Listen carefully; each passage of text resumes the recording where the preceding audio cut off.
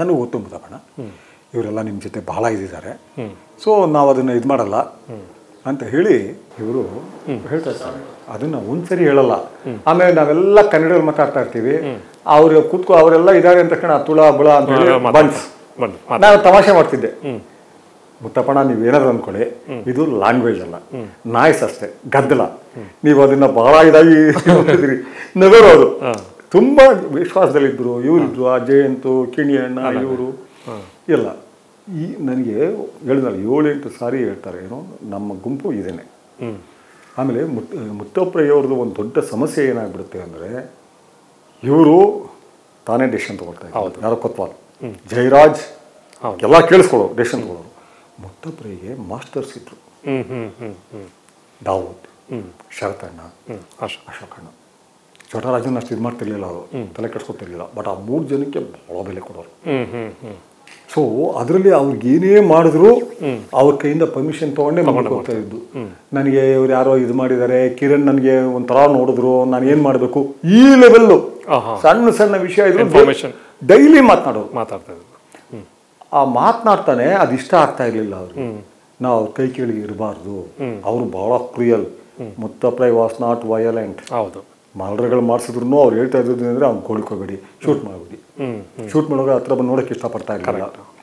He was not violent. ಇವರು ಯಾರು ತಪ್ಪು ಮಾಡಿದ ಅಂದರೆ ಒದಿರ್ರಿ, ಎಷ್ಟು ಸಾಧ್ಯನೋ ಅಷ್ಟು ನಿಮಿಷ ಕೊಡಿ ನೋಡ್ತಾ ಇದ್ರು. ಯಾರೋ ಕೊತ್ವಾಲ್, ಜಯರಾಜ್ ಇವರೆಲ್ಲ ಮುತ್ತಪ್ಪಯ್ಯ ಇಷ್ಟಪಡ್ತಿರ್ಲಿಲ್ಲ.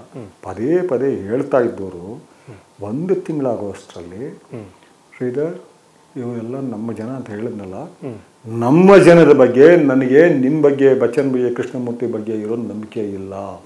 ನಾವು ಒಂಥರ ಚೆನ್ನಾಗಿ ತೋರಿಸೋ ಕೈನಲ್ಲಿ ನಾವು ಏಣಿ ಹಿಂಗತ್ತಾ ಹೋಗ್ತೀವಿ, ಯಾರನ್ನ ಬೇಕಾದ್ರೆ ತಳ್ಳಿಬಿಡ್ತೀವಿ.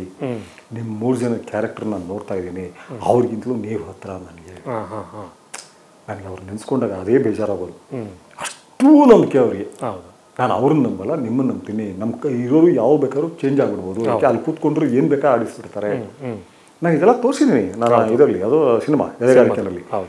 ಅಷ್ಟು ನಂಬಿಕೆ ಅವರಿಗೆ. ಮತ್ತು ಅವರವರೇ ಕೂತ್ಕೊಂಡಾಗ ಯಾರೋ ಕಿಣಿಯಣ್ಣ, ಜಯಂತ್ ಮೈನು, ಇನ್ನೊಬ್ಬ ವಿಲಿಯಮ್ಸ್ ಅಂತ, ಇವರೆಲ್ಲ ಕೂತ್ಕೊಂಡಾಗ ಕೂಡ ಎಲ್ಲರೂ ನಮ್ಮ ಬಗ್ಗೆ ಪಾಸಿಟಿವ್ ಆಗಿ ಮಾತಾಡ್ತಾ ಇದ್ದೀವಿ. ನಾವು ನಮ್ಮ ಬಗ್ಗೆ ಡಿಪೆಂಡ್ ಆಗಕ್ಕಾಗಲ್ಲ. ಬಟ್ ಈ ಗುಂಪಿದೆಯಲ್ಲ, ಇವ್ರು 3 ಜನ, ಅಯ್ಯೋ ಬಚ್ಚನ್ ಇವ್ರನ್ನೆಲ್ಲ ಹೇಗೆ ನೋಡ್ತಾ ಇದ್ದು ಅಂದರೆ ಅವ್ರಿಗೆ ಸ್ಟೈಲ್ ಆಗೋ ಚಾಕುಗಳು ಬರೋದು. ಬಚ್ಚನ್ ನಾನು ಇಷ್ಟಪಡ್ತಿರ್ಲಿಲ್ಲ ಅದನ್ನು. ಬಚ್ಚನ್ ಇಟ್ಕೊಳ್ಳೋ ಸ್ಟೈಲ್ ನೋಡಿ ಗೊತ್ತಾಗುತ್ತೆ, ಹಿಂಗೆಲ್ಲ ಕೊಡೋರು. ಸೊ ಆ ರೀತಿಲಿ ಇಷ್ಟಪಡ್ತಾ ಇದ್ದದ್ದು. ಕುಮಾರ್ದು ಬರೋಕ್ಕೆ ಮುಂಚೆ ಇದು ಬಹಳ ಇದು. ಆ ಸಮಯದಲ್ಲಿ ಬಲರಾಮ್ ಮಂಗಳೂರು ಜೈಲಿಂದ ಬರ್ತಾನೆ. ಶ್ರೀಧರ್ ನೀವು ಬಲರಾಮ್ನ ಹ್ಯಾಂಡ್ಲ್ ಮಾಡಿ ನಮ್ಮ ಜೊತೆ ತಗೊಳ್ಳೋಣ. ಇವ್ರ ಭಯ ಏನೋ, ಅವನು ಇಲ್ಲಿ ಸ್ವಲ್ಪ ಹೊರಟ, ಅವನು ಇದು ಕುಮಾರ್ ಹತ್ರ ಹೋಗ್ಬಿಟ್ರೆ ಅಂತ.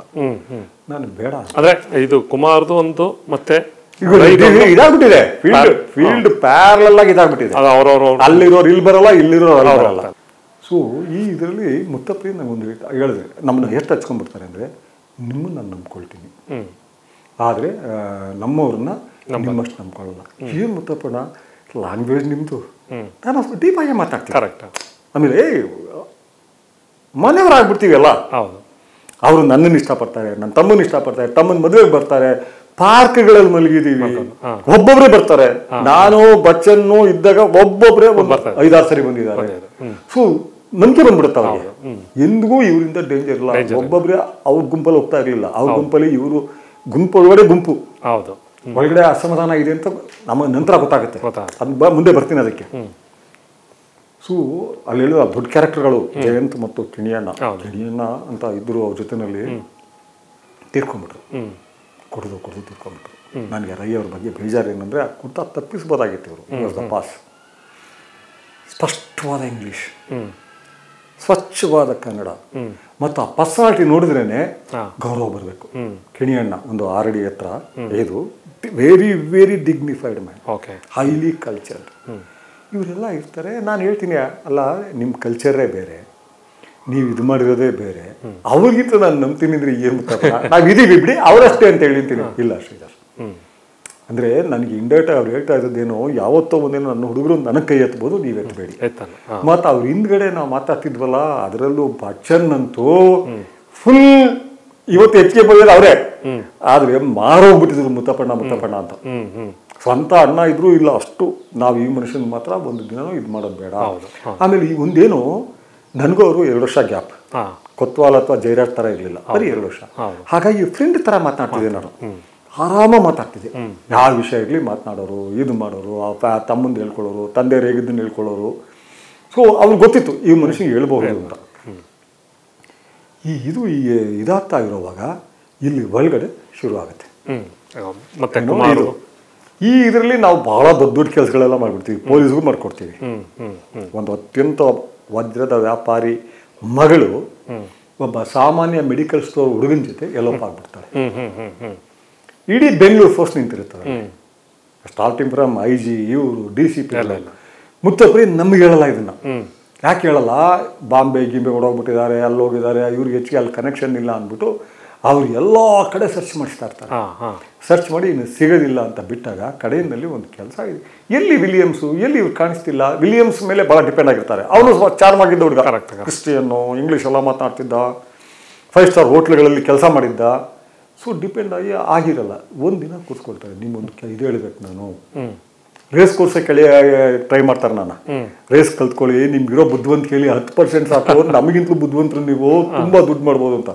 ಯಾಕೋ ನಾನು ಇದಾಗೋದಿಲ್ಲ, ಅದು ಪಥ್ಯ ಆಗಲ್ಲ. ನಾನು ಹೇಳ್ತೀನಿ ಯಾಕೋ ಆಗ್ತಾ ಇಲ್ಲ, 1-2 ದಿನ ಟ್ರೈ ಮಾಡ್ತೀವಿ, ಆಗೋದೇ ಇಲ್ಲ. ಆ ಗೆಸ್ ವರ್ಕು ಇದು ಆಗಲ್ಲ ಅಂತೀನಿ. ಒಂದು ಹುಡುಗಿ ಹಿಂಗಾಗಿದೆ ಅಂತ ಕತೆ ಹೇಳಿಸ್ತಾರೆ. ಶುಂಠಿಕೊಪ್ಪ ಇಬ್ರಾಹಿಂ, ಭಾಳ ದೊಡ್ಡ ಮನುಷ್ಯ, ಇವ್ರ ಜೊತೆಲ್ಲ ಇದ್ದವರು. ಅವರು ಯಾರು ಆರ್ಸು ಅಂತ ಜೊತೆ ಇದ್ದವರು. ಅವರ ಫ್ರೆಂಡ್ ಮಗಳು, ನೀವು ಪತ್ತೆ ಮಾಡ್ಕೊಡ್ಬೇಕು. ಆ ಹುಡುಗನ ಅಡ್ರೆಸ್ ಗೊತ್ತು, ಪೊಲೀಸ್ ಹೋಗಿದ್ದಾರೆ, ಇವ್ರು ಹೋಗಿದ್ದಾರೆ, ಯಾರು ಗೊತ್ತಿಲ್ಲ. ತಮ್ಮ ಹಬ್ಬ ಇದೆ, ತಂದೆ ಇದೆ, ತಂದೆ ವಯಸ್ಸಾಗಿದೆ, ಅವ್ರನ್ನೇನು ಮಾಡೋಕ್ಕಾಗಲ್ಲ. ಆಯ್ತು ಬಿಡಿ, ನಾವು ಟ್ರೈ ಮಾಡ್ತೀವಿ ಅಂತ ಹೇಳಿ ನಾನು ಬಚ್ಚನ್ನು ಕೃಷ್ಣಮೂರ್ತಿ ಏನು ಮಾಡ್ತೀವಿ, ಆ ತಮ್ಮನ್ನೇ ತಗೊಂಡು ಹೋಗ್ಬಿಡ್ತೀವಿ. ಅವನು ಅಷ್ಟಾಗಲೇ ಪೊಲೀಸ್ ವರ್ಕ್ ಮಾಡಿರ್ತಾರೆ, ಅಂಡರ್ವರ್ಲ್ಡ್ ಹೋಗಿರ್ತಾರೆ, ಪಳಗ್ಬಿಟ್ಟಿರ್ತಾನೆ. ನಾನು ಸಾಯಿಸಲ್ಲ ಅಂತ ಮಾತಾಡ್ತಿದ್ರೆ, ನಾನು ಸಾಯಿಸ್ಬಿಡಿ ಸರ್, ನನಗೆ ಗೊತ್ತಿಲ್ಲ, ನನ್ನ ಅಣ್ಣ ನನಗೆ ಹೇಳಿ ಲವ್ ಮಾಡಿಲ್ಲ, ಅವನಿಂದ ನಮ್ಮ ಲೈಫ್ ಹಾಳಾಗೋಯ್ತು ಅಂತ ಇರ್ತಾನೆ. ಗೊತ್ತಾಗೋಗ್ತದೆ ನಮ್ಮ ಮನುಷ್ಯನಿಗೂ. ಫಸ್ಟು ಸ್ವಲ್ಪ ಬಾರಿಸ್ತೀವಿ, ಇವನು ಬಾರಿಸೋದ್ರಿಂದ ಬಾಯಿ ಬಿಡಲ್ಲ, ತೀರ್ಮಾನ ಮಾಡಿಬಿಟ್ಟಿದ್ದಾನೆ. ಒಬ್ಬನ್ನೇ ಕೂರಿಸ್ಕೊಂಡು ಉಪಾಯ ಮಾಡ್ತೀವಿ. ನೋಡು, ನನ್ನನ್ನು ನಂಬ್ಕೊ. ಮತ್ತು ನಾವು ಸುಳ್ಳು ಹೇಳಿಲ್ಲ ಕಿರಣ್, ನಾವು ಆ ಹುಡುಗನಿಗೆ ಮದುವೆ ಮಾಡಿಸೋದು ನನ್ನ ಜವಾಬ್ದಾರಿ. ನಾವೆಲ್ಲ ಇಂಟರ್ಕ್ಯಾಸ್ಟ್ ಮದುವೆ ಮಾಡೋದಾಗ ಇಷ್ಟಪಡ್ತೀವಿ. ಅವನು ಮುಸ್ಲಿಮು, ಇವನು ಹಿಂದೂ ಹುಡುಗ. ನಾನು ಇವ್ರು ಹೇಳಿರ್ತೀನಿ ಅಲ್ವಾ, ಅವ್ರು ಸಿಕ್ಕಿದ್ರೆ ಮದುವೆ ಮಾಡಿಸ್ಬಿಡೋಣ ಅಂತ. ಪೊಲೀಸ್ ಆಫೀಸರ್ಗಳು ಇರ್ತಾರೆ, ಮದುವೆ ಮಾಡಿಸ್ಬಿಟ್ಟೆ ಮನೆಗೆ ಕಳ್ಸೋಣ ಅಂತ. ಇದೆಲ್ಲ ನನಗೆ ಒಪ್ಸಿರ್ತಾರೆ.